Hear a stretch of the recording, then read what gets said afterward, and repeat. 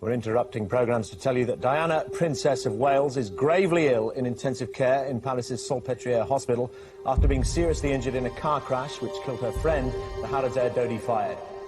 The car is still in the tunnel where it crashed. The accident happened shortly after midnight. Diana and her friend Dodi Al Fayed has been dining at the Ritz Hotel, and we have just received news from the Press Association that in fact her injuries may be more serious, perhaps much more serious than we had imagined beforehand.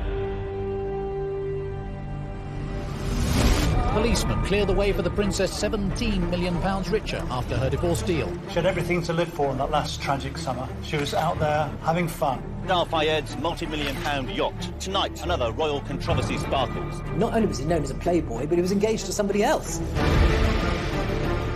She looks really quite sexy, but then she's a single woman in her 30s. Why not?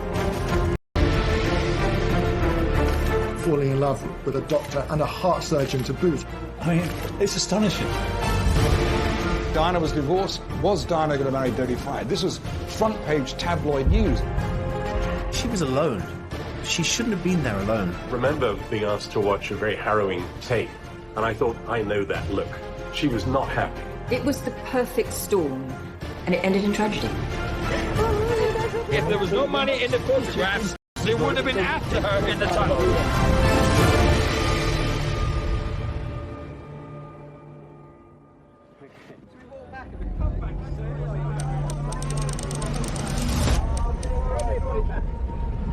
In your own time, gracefully. Right. No, there isn't going to be an announcement. There is a statement which is being faxed to the Press Association, but it's not going to be read out. Hold them out. Almost exactly a year to the day before her death, Diana, Princess of Wales, finalises her divorce with Prince Charles. Come right out. Come on. Policemen clear the way for the princess this evening as she leaves a London hotel. Grim-faced, but £17 million richer after her divorce deal, ITN has learned authoritatively. A lot of water had gone under the bridge between Charles and Diana. All the unhappiness, all the War of the Waleses, all the book writing and the television interviews and things, all of that was over. Diana never wanted a divorce. She told me that when we were together at the palace, and she was saying it's not what I'm looking for at all. And after that, I think she began to put her life together again. She looked fit, she looked great, she was an international celebrity on the world stage. Let me put it this way, I thought she was a kind of a cross between, but she had the compassion of a nun. She became an absolute global superstar. She even had folk like a certain Donald Trump trying to date her. Diana's divorce settlement allows her to remain in Kensington Palace. She maintains an office, but no longer has access to a full team of royal staff. Diana was downsizing. She was still living in apartments 8 and 9 at Kensington Palace, but now she had to pay for her own staff. Suddenly, people started to disappear. And in the end, there were very few people left. There was me, the chef, and a part-time dresser. And that was it. She jettisoned her bodyguards, which was not a good idea, actually, her protection officers. And she said, I went downstairs to get in the car the other day and there was no petrol in it. And I'd quite forgotten you got to fill your car up with petrol. So she was learning a new way of existing. I think any woman who finds herself divorced at that stage of her life, mid-30s, you know, you've got to learn to stand on your 2 feet. Diana firmly believed that something special would happen, that a role would be given to her, that she could continue in a new life and represent her country. That was important to her. Diana's search for a new role comes at a time when Britain is also seeking a new future. Labour Party, 20,000. A victorious Labour Prime Minister at the gates of Downing Street and a piece of political history. This was simply unprecedented. New Labour, under Tony Blair, win the general election. Our big message was modernisation. The one thing that I think people thought about Princess Diana is that she was a very modern reflection of where she came from. And I think what she knew was that she had this ability to cut through. I think she was interested in a very kind of loose, informal way, her role as a kind of ambassador for Britain.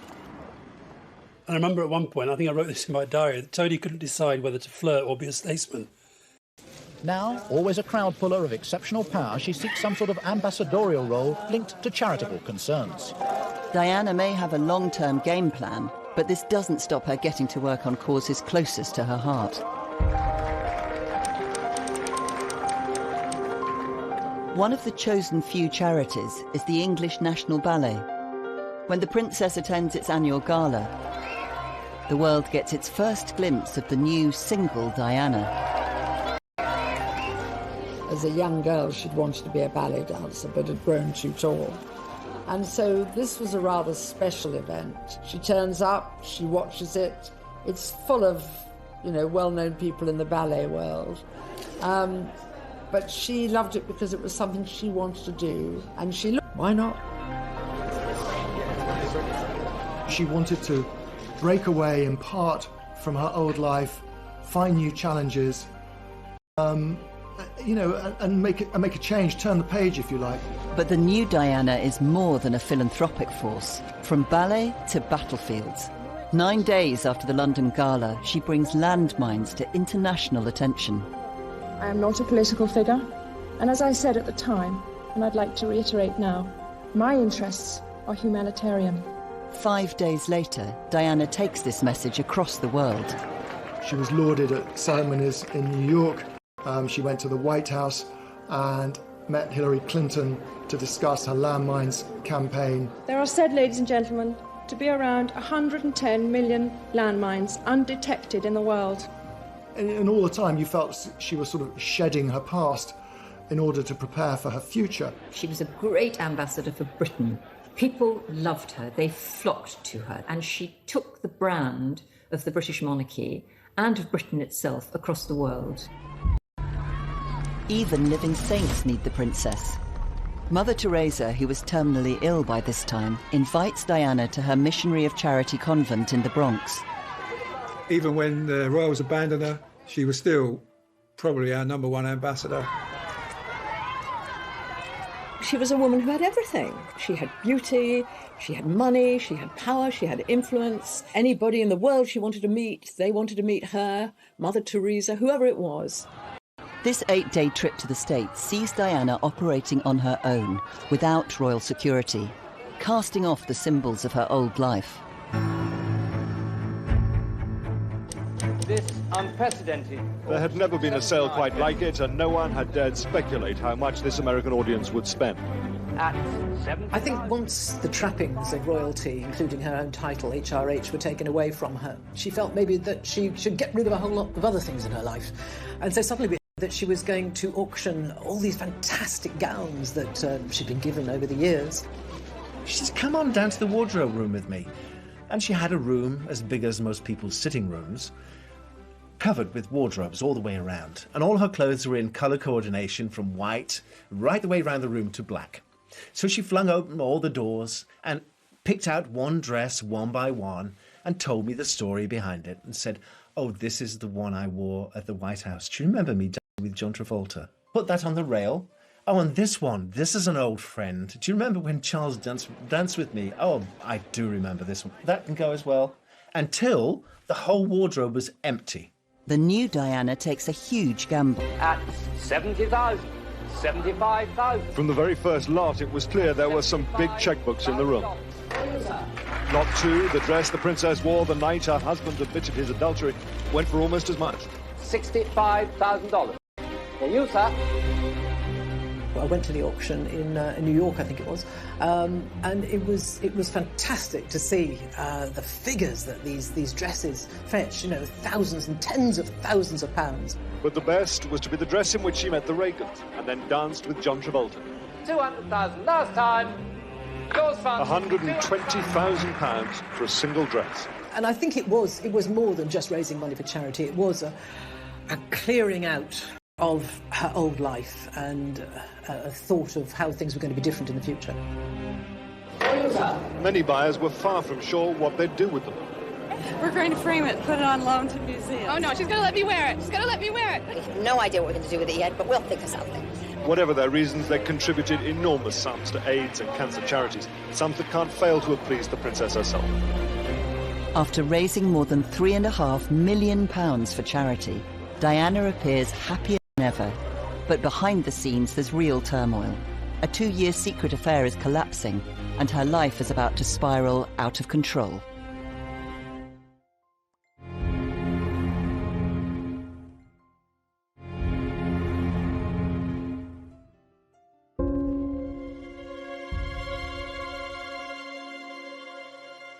Diana celebrates her 36th birthday at the Tate Gallery in London. The gallery was opened in 1897 by the Princess of Wales. Today's princess seemed very cheerful on this, her first birthday since her divorce. The guest list reflects not just the cream of London society, but also the greatest names in British cool and Hollywood glamour. She was making new friends. Her traditional friends, the sort of aristocratic type of people that she'd grown up with, were being replaced by celebrities. There was Elton John, there was Versace. David Bowie's wife was there, Steve Martin, some, Hollywood glitterati, as well as a few members of the royal family. It was a big event, 500 people, I think, and she looked absolutely stunning. I mean, she was dressed to kill. But for Diana, there is one guest in this star-studded reception who is conspicuous by his absence. An eminent heart surgeon called Hasnat Khan. There'd been rumours for quite a long time that Diana was in love with a heart surgeon, but nobody knew quite who or whether it was true. In 1996, Diana developed an obsession for heart surgery. She received much criticism for allowing a film crew to follow her into the operating theatre. I remember her telling me once when I was at the palace that she loved to go and watch heart and see for myself what wonderful work the doctors and nurses do. Well, you gather information much more from the visual contact rather than reading books, I find. So when I stand up and speak about the various subjects, whatever it is, I find it more beneficial if I've actually seen it. She said, the heart, it's so important, Jenny, isn't it? The heart, it means everything. But there are other matters of the heart at stake too. Diana was secretly dating one of the surgeons. She was enormously attracted to Hasnat. He was a kind, really solid bloke. And he did this most amazing work. There's something slightly Mills and Boons, if you like, about a young woman falling in love with a doctor and a heart surgeon to boot. I mean, there was Diana who wanted to be the Queen of Hearts, and there was Hasnat Khan, the man who mended broken hearts. But on the face of it, Hasnat Khan was unlikely boyfriend material. Here's Diana, working out, eating healthily, and there's heart surgeon Hasnat Khan, drinking Coke, eating burgers, overweight, not working out. I mean, it's astonishing. Only Diana's closest inner circle knew about the relationship. I would bring him into Kensington Palace in the boot of my car or underneath a blanket on the back seat of my car. The police never stopped me. I'd take him in the back entrance. It was a bit of an adventure. She put on wigs, dressed up, and they went to jazz clubs in Soho. She loved that kind of subterfuge, and the fact that the mass media, the paparazzi, knew nothing about it. That was all part of the delicious charm of Hasnat Khan. So from there on, their romance blossomed, and she met him on dates outside of the palace too. Hasnat Khan, he just had no pretensions. He wasn't interested in fame or what. He couldn't give a damn that she was a princess. He just liked her, and I think she found that absolutely endearing. But however clandestine, a love affair between the Princess of Wales and a Pakistani heart surgeon could never remain secret forever. Sir James Goldsmith lent his Boeing 757 to daughter Jemima and the Princess of Wales to fly them direct to Lahore. On a tour of Pakistan 6 weeks before her birthday, Diana took time out to secretly meet her lover's parents at their family home. The media pounced. Princess of Wales was giving nothing away about her secret overnight meeting. She'd slipped out to meet the mother and father and other relatives of close friend Dr. Hasnat Khan. But despite reports of romance, the father of the London-based heart specialist said the princess was a good friend, not a girlfriend of his son. But just the confirmation of a close friendship caused huge consternation in Fleet Street. The idea that the Princess of Wales, as was going to marry a doctor from Pakistan and perhaps go and live with him in Pakistan. This was just not what we were expecting. She'd had long conversations with Jemima, was wondering if it was something she could do. But the press attention had rocked the foundations of the 2-year-old romance. He didn't want anything to do with the hullabaloo. He wanted to just be a heart surgeon, and I can understand that. And so, it's difficult for someone like Princess Diana, like any superstar, to form a relationship where the other person in the relationship would continually come under a microscope.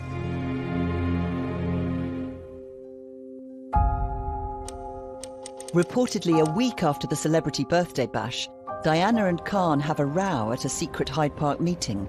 She once again faces rejection by a love of her life. She told me, no one will want me, no one will want the baggage I come with. And in the end, she was right, because he felt he didn't want to live in that kind of goldfish bowl with that kind of limelight. His world was so utterly different from Diana's, and it was very hard to see how he could be her plus one and she could be the wife of a hospital doctor. With her relationship on the rocks, Diana's summer is about to spiral out of control. Just 2 days later, she finds herself tackling another major dilemma in her personal life. Diana's big problem after the separation from Prince Charles was what to do with the boys during the summer. Where to take them, what to do. Since the princess gave up her royal protection officers, options are limited. She needs a location that provides both privacy and security. Help comes from an unexpected quarter. Mohammed Al Fayed was a fixture for the royal family.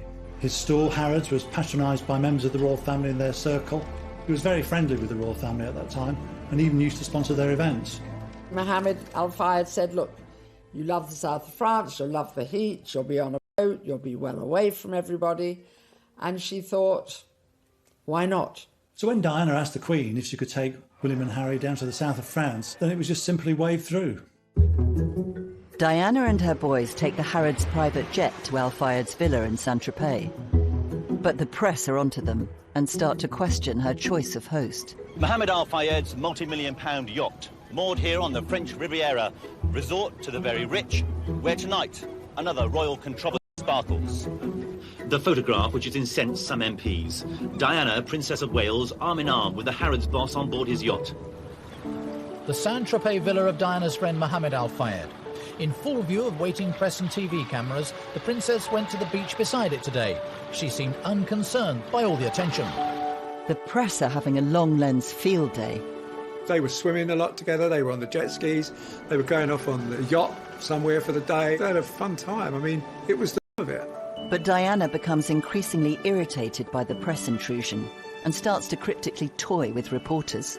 Seeking out British journalists on a boat they'd hired, she was widely reported as telling them, "You are going to get a big surprise with the next thing I do. My sons are always urging me to live abroad. Maybe that's what I should do." The irony is that William has since remarked that that time in the south of France was the worst week's holiday of his life.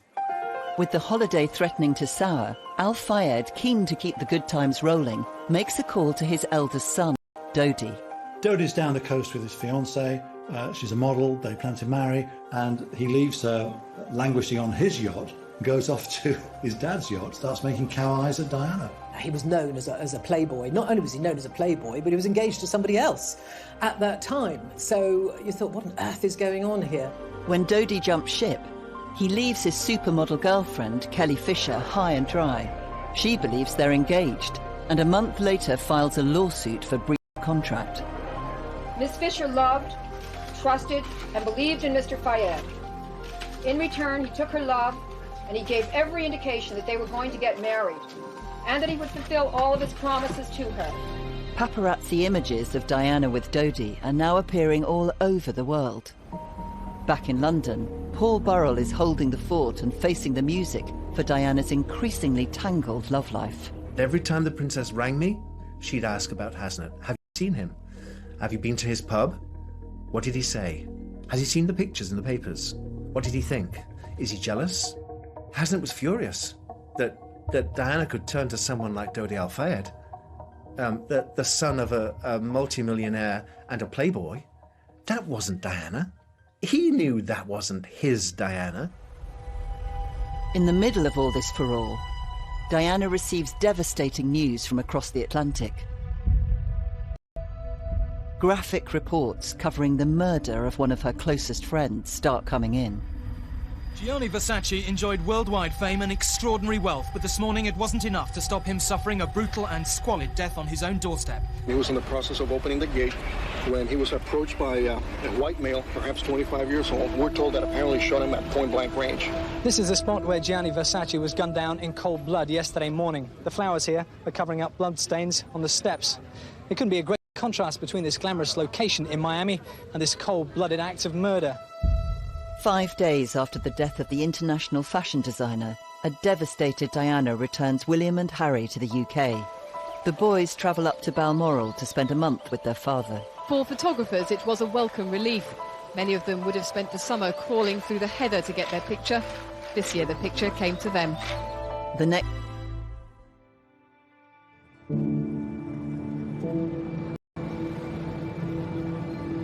Throughout the city, people came together to pay a last tribute to one of the world's best fashion designers. The Princess of Wales, a Versace devotee, said she was devastated by his death.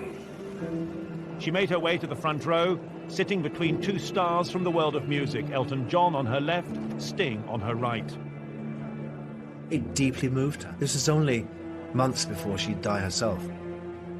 And here she was, sat at Gianni's funeral. She couldn't comprehend it.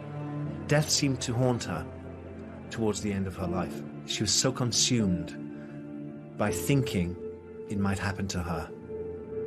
The next time many of Diana's celebrity friends will be together would be at her own funeral.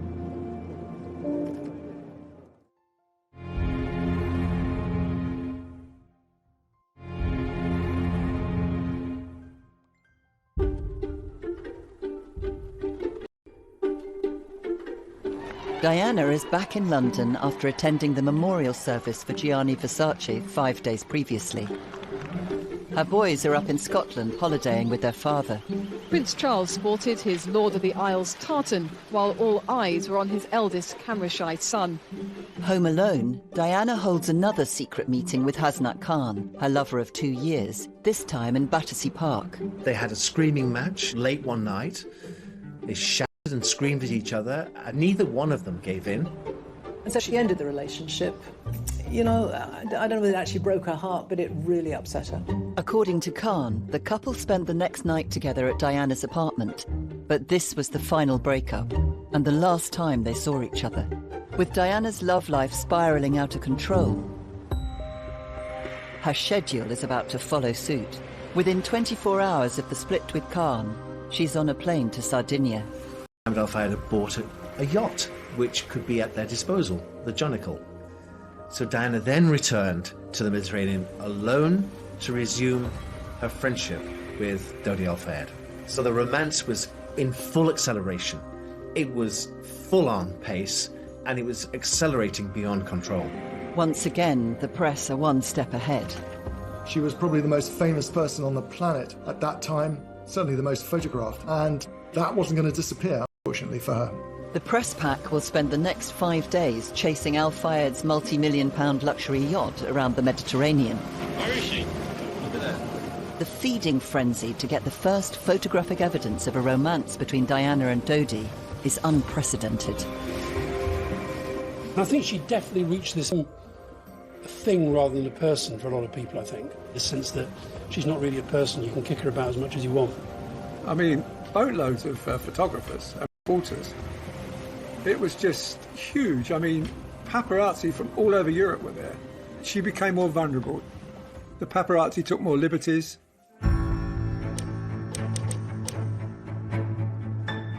It takes less than a day for the paparazzi to start striking tabloid gold. Today, though, more pictures appeared of her on holiday with the millionaire Dodi Fayed. 3 British newspapers have paid £500,000 for them. Diana and Dodi are captured in a compromising clutch that becomes the iconic image of their summer romance. They have the full run of the boat, as Mohammed Al Fayed has returned to London. Dodi Al Fayed himself hasn't been seen today, but his father was watching Fulham, his latest acquisition, in action. He seemed relaxed about the pictures. All right, it's all right, he's in movie business, you know, that's all right, doesn't bother him. After the chaos of the cruise, Diana and Dodi return briefly to London, with the press even hotter on their heels. Tabloid photographers have laid siege to the Park Lane home of Dodi Fayed. Late last night, the arrival of a car similar to that owned by the Princess of Wales led to reports that the two were sharing an intimate meal. Frustratingly for the photographers, there was no opportunity to see the diners, although their own activities were constantly monitored by security cameras which protect this exclusive part of Mayfair. The very next day, Diana left Dodi and flew to Bosnia. This would be no holiday. Along the runway that was once no man's land, past the trenches which saw such bitter fighting, Diana, Princess of Wales, arrived in Sarajevo. She left behind the morning's headlines to take her first steps in the capital, which encapsulates the death, horror and tragedy of civil war. Diana's extraordinarily courageous, doing what royals are not supposed to do, which was to get engaged in political issues. And clearly landmines was a political issue, and she should have been doing something about clearing them up. And she said so and actually influenced politics as a result. Her trip to Bosnia was really important to Diana. It was part of her humanitarian mission. But it was overshadowed by her romance with Dodi. The mass media were just speculating, will they marry? The princess may also have been apprehensive that the large media pack following her were more interested in matters elsewhere than in the plight of Bosnians. Some came too close. Please don't, she asked. After the frustrations of Bosnia, Diana's whirlwind summer gathers even more pace. She briefly hooks up with Dodi in the UK, then 5 days later jets off for a week-long Greek island cruise with girlfriend Rose from Greece. She's pictured having lunch with William in Kensington. It proves to be the last time they see each other.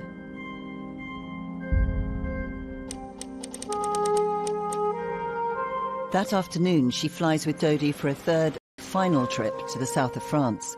The Jonquil once again tours the Mediterranean, with the paparazzi chasing her from port to port. She ends up back in Sardinia. Dodi and Diana had spent a few very happy days on board the yacht, had a lot of fun together, but it was time to go home. I think they'd actually extended their trip by a few days. The princess rang me from the boat originally and said, "We've gone to be a day late. I should be coming home tomorrow, but Dodi has to go to Paris to do work for his father. I have to go to Paris with him because there's no other way I can get home. I'm on the Harrods jet. So bear with me, delay everything one day, ring Balmoral, tell the boys that Mummy will be with them 24 hours later than she expected, but to be there."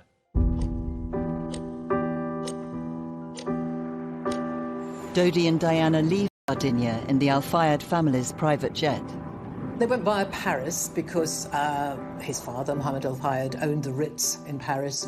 I think it had recently been refurbished. He quite wanted to show that off. At the 2008 inquest into Diana's death, grainy CCTV images taken near the Ritz that afternoon capture paparazzi on motorbikes lying in wait. There's a kind of hysteria that overcomes the mass media every so often. And just imagine you're Diana sitting in a limousine and the paparazzi are all around you on the road into Paris, and some stupid scooter drivers are trying to take pictures of you. And during that madcap drive into Paris, she told Dodi, somebody will get killed. After a whistle-stop tour around the sights of Paris, Diana and Dodi arrive at the Ritz. More photographers are gathering outside. In this CCTV footage, much of which has never been seen before, they're shown entering the Ritz Hotel, crossing the lobby. They go into the lift. Diana is smiling, wearing sunglasses pushed back on her head and a cream trouser suit. They certainly seem relaxed in each other's company. Diana spends the afternoon and early evening largely holed up in the Imperial Suite. At 9:30, an attempt to go out to dinner is aborted when they're mobbed by paparazzi. Dodi loses his temper. When they return, their car is surrounded by photographers, and the couple have to be protected by their bodyguards as they re-enter the Ritz. Dodi's security for the princess, who was an international world figure and a member of our royal family. Diana looks furious as she comes in, and the jury heard there's evidence that Dodi was angry about the chaotic scenes and that he allegedly came up with the plan to try and outwit the paparazzi.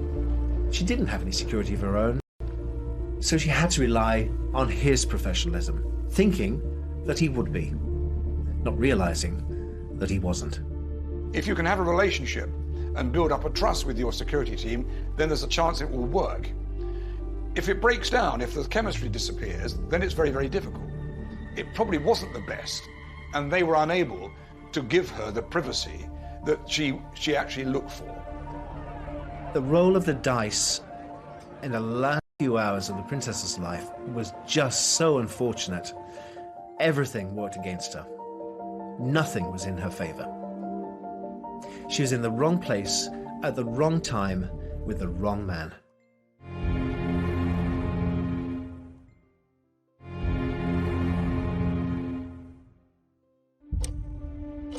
Diana, Princess of Wales and Dodi Al Fayed are under siege in the Ritz Hotel in Paris. Over the last weeks, days and hours, their every move chased by paparazzi. The 2008 inquest into Diana's death used CCTV to meticulously piece together a precise timeline of their final minutes. Hundreds of photographers are now gathering outside. Diana is totally reliant upon Dodi and his security team. So he phones his father and says, should we stay at the Ritz or go back to the apartment? And his father made that fateful decision, go back to the apartment. I don't quite understand why, once they were cornered, why they didn't just stay there. Mohammed Al Fayed, Dodi's father, decided that he should send a decoy car away from the front door to draw the press away, and sent Dodi and Diana out of the back door of the Ritz. But suspecting the ruse, some of the press head to the rear exit of the hotel. And what needed here, there needed to be some dialogue with the media to find out what they wanted, to make arrangements with the police to organise and police the press professionally and efficiently, and not allow them to patrol the hotel at that time. I remember being asked to watch a very harrowing tape, one of the last tapes from the security cameras at the hotel in Paris. And I thought, I know that look. She was not happy. And remembering what a professional, painstaking princess she had been, the way in which, if I made a single mistake, she would notice it. She was very, very aware of how things should be run. You could tell from her expression, even in those last shots, she was unhappy. There was something not right. She knew when things weren't running properly. And I have a horrid feeling that she was already feeling unsafe. It was kind of like a pell-mell evening with no rhyme or reason. Dodi is out of control in terms of he doesn't know what to do, and that leads to them slipping out the back door of the Ritz and then getting into a high-powered Mercedes. It was the perfect storm. A lot of things were in play that night, for one reason or another, and it ended in tragedy. These images, exhibited at the Court of Inquiry, are the last known of the princess. They show Diana, Dodi and bodyguard Trevor Rees-Jones. Their driver, Henri Paul, is 3 times over the French drink-drive limit. In just 5 minutes' time, they will crash in the Pont de l'Alma underpass. Yes, I was just stunned that something so, it seems so commonplace, if you like. Someone so extraordinary and vibrant and larger than life to die in a car crash. She was alone. She shouldn't have been there alone. You know, I still curse her to this day for going all that way by yourself and not having somebody with you.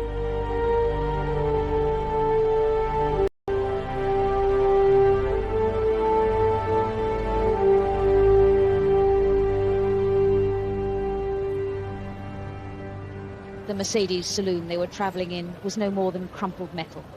It had careered from one side of the underpass to the other.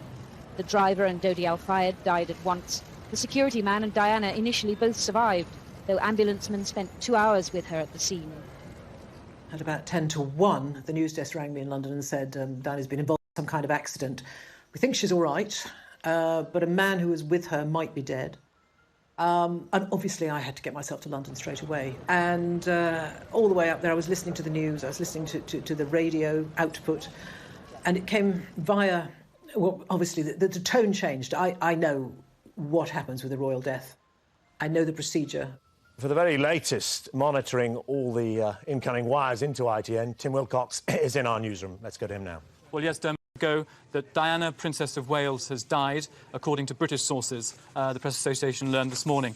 That was followed a few minutes later by another report saying that Paris, Princess Diana dead, according to an unnamed French minister. That was followed again a couple of minutes later by a doctor, again an unnamed doctor, confirming that Princess Diana was dead. It was a fast-moving story as well. Things were happening, the arrangements for Diana's body to be brought back, who was going to go to Paris. There was a lot to say. As well as Prince Charles, Paul Burrell heads to Paris to bring the princess home. I got to Paris on the first plane the next morning, around about 6 o'clock in the morning. And I was met by the British ambassador, who took me to the hospital. And that was a whole different scene. There were so many people. I didn't know where they all belonged, where they all came from. There were people in gowns, there were policemen, there were people in shadows. And I was just away with it. Barely 3 hours ago, Prince Charles arrived in a cortege at the Pitié-Salpêtrière Hospital in central Paris in the British ambassador's car. He was greeted by President Chirac, flanked by the Presidential Guard, a rare French tribute. A sad Madame Chirac kissed on the hand by the Prince. Prince Charles makes the decision to see Diana's body. And when he came out, he was white. He was white. He was literally shaken. I'd never seen him like that before.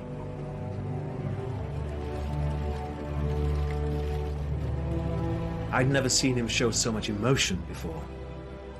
And he suddenly realized the enormity of what had happened.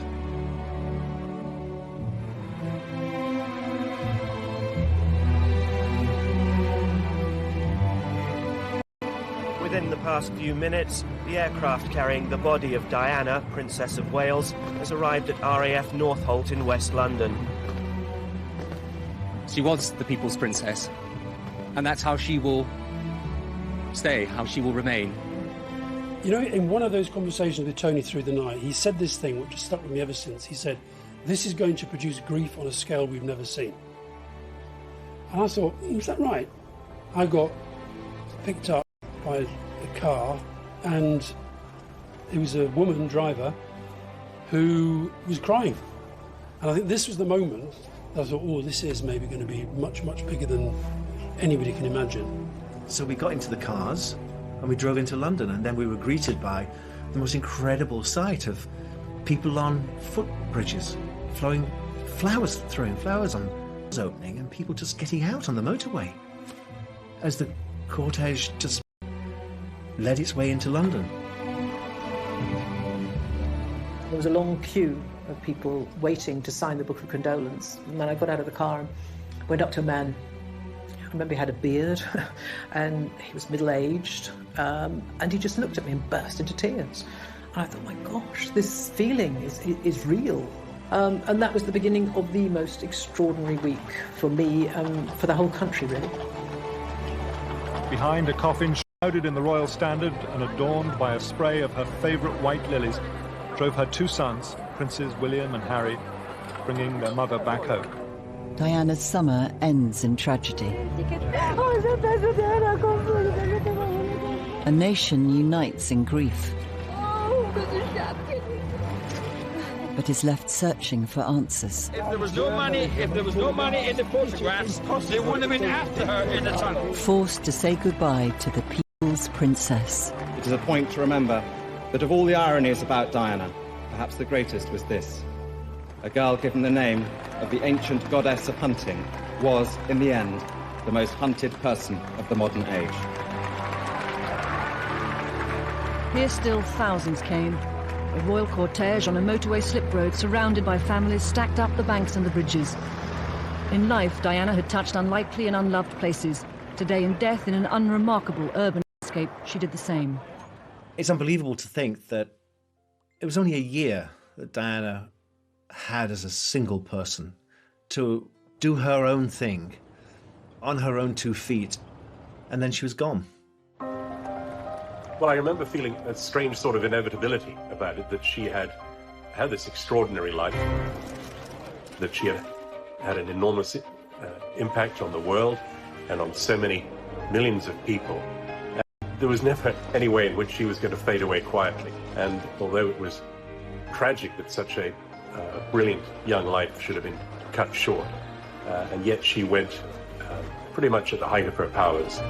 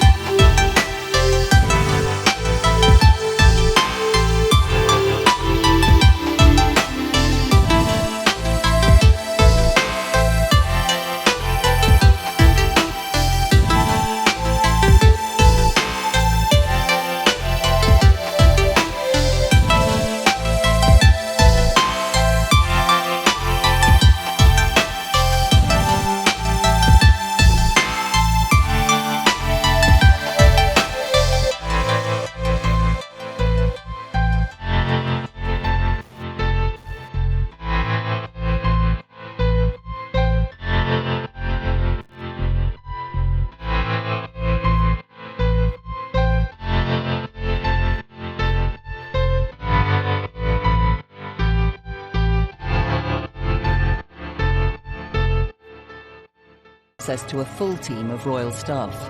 Diana was downsizing. She was still living in apartments 8 and 9 at Kensington Palace, but now she had to pay for her own staff. Suddenly, people started to disappear. And in the end, there were very few people left. There was me, the chef, and a part-time dresser. And that was it. She jettisoned her bodyguards, which was not a good idea, actually, her protection officers. And she said, I went downstairs to get in the car the other day and there was no petrol in it. And I'd quite forgotten you got to fill your car up with petrol. So she was learning a new way of existing. I think any woman who finds herself divorced at that stage of her life, mid-30s, you know, you've got to learn to stand on your 2 feet. Diana firmly believed that something special would happen, that a role would be given to her, that she could continue in a new life and represent her country. That was important to her. Diana's search for a new role comes at a time when Britain is also seeking a new future. Labour Party, 23